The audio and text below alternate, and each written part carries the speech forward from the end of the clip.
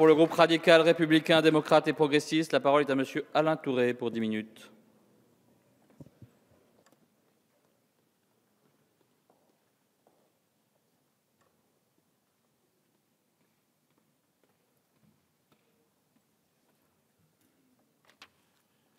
Monsieur le Président, Madame la Ministre,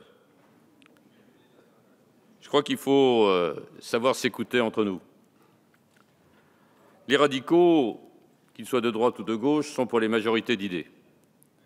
Les majorités d'idées, ça impose, à partir de ce moment-là, de voir le bout de chemin que l'on peut faire ensemble. Ce bout de chemin, c'est d'abord une méthode. Cette méthode, c'est prendre en considération ce qui existe et voir comment cela peut s'améliorer. Quand on a dit ça, on est bien évidemment dans les généralités.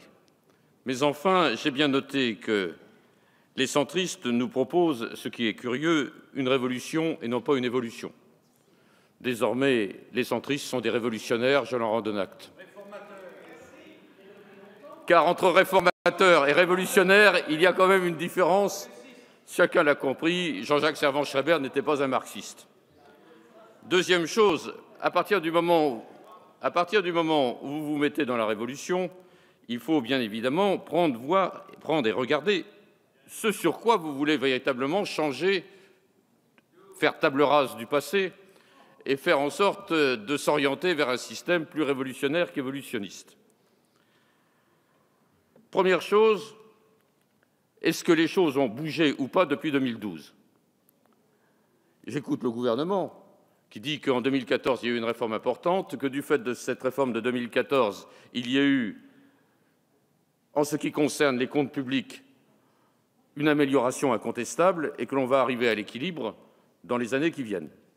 Vous ne l'écoutez pas, vous avez tort. Et ça, ne serait-ce que là-dessus, on ne peut pas vous suivre.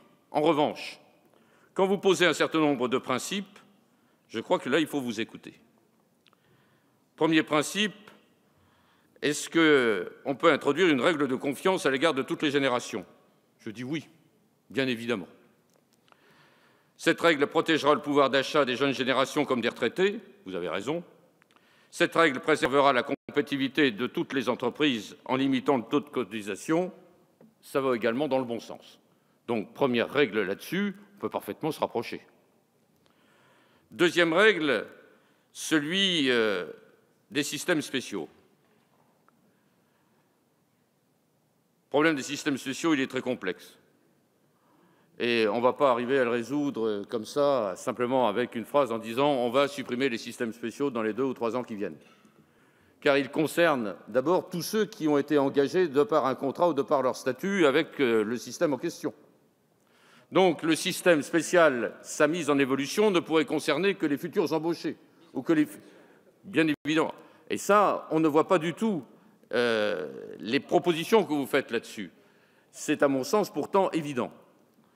Deuxième chose, en ce qui concerne la durée de cotisation, bien évidemment, la période de départ à la retraite.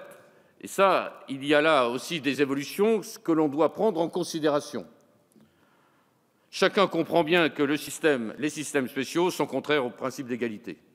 Et que nous, à gauche, nous sommes pour un principe d'égalité. Et qu'à partir de ce moment-là, qu'on le veuille ou qu'on ne le veuille pas, on devra s'orienter dans l'avenir sur une suppression des systèmes spéciaux. On devra s'orienter. Simplement, sur quelle base, comme je viens de le dire, entre ceux qui sont déjà dans le système et ceux qui vont y venir, et sur quelles incidences cela peut avoir. Et ça n'a pas été véritablement étudié. Troisième chose, la différence entre la fonction publique et le système privé. On part de la règle des 6 mois d'un côté et de 25 années de l'autre. C'est plus compliqué que cela quand on voit les effets. Car ce que touche un fonctionnaire au bout de 40 années ou ce que touche un salarié du privé, finalement on arrive, lorsque les fonctions ont été à peu près égales, à un système très proche. Alors c'est contraire, bien sûr, à un raisonnement purement logique.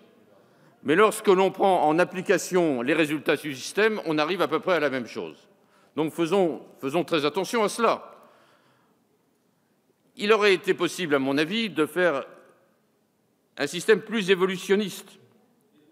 Prenons par exemple les fonctions publiques. Il y a 3 fonctions publiques.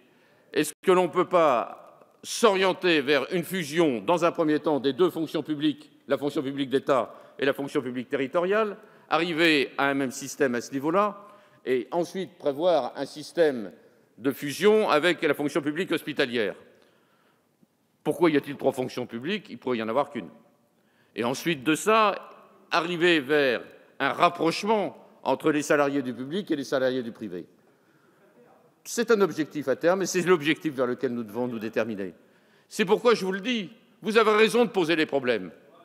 Vous avez raison de poser les problèmes, c'est une loi d'appel, vous les soulignez, mais vous avez tort de refuser de prendre en compte ce qui a été obtenu déjà depuis 2014. Vous avez tort de le faire. Alors, mon sentiment à ce niveau-là est que sur ces premiers blocs, on peut se rapprocher. Mais vous allez beaucoup plus loin. Et vous allez vers un système de retraite par points. Le système de retraite par points, je ne sais pas du tout ce qu'il peut produire.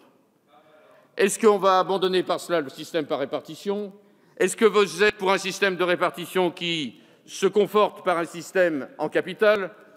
Qu'est-ce que c'est que votre système par points? Car finalement, il est beaucoup plus proche du système en capital que du système par répartition. Admettons-le. Et à partir de ce moment-là, c'est là où, à mon avis, vous allez trop loin. Au lieu de faire cette politique des petits pas, qui est une politique qui assure les majorités d'idées, qui permettent de le faire petit à petit, ensemble et de concert. Et là, je vous retrouve, et là, je suis avec vous. J'estime effectivement que les hommes de bon sens peuvent se rapprocher à ce niveau-là en prenant 2 principes, le principe d'égalité et le principe d'équilibre.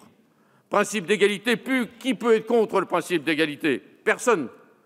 Qui est contre la recherche de l'équilibre? Personne. En s'appuyant sur ces 2 principes-là, on a la possibilité de se retrouver. Alors, chers amis de l'UDI, je suis à l'écoute de ce que vous dites, parce que j'estime que vous êtes des républicains et que vous essayez, avec nous, de faire progresser la République, et vous avez raison de le faire. Mais je crois que dans le système que vous nous avez proposé, il y a toute une partie qui, à mon avis, parce que vous avez voulu vous appuyer sur ce que vous appelez une révolution systémique, ne peut pas être acceptable.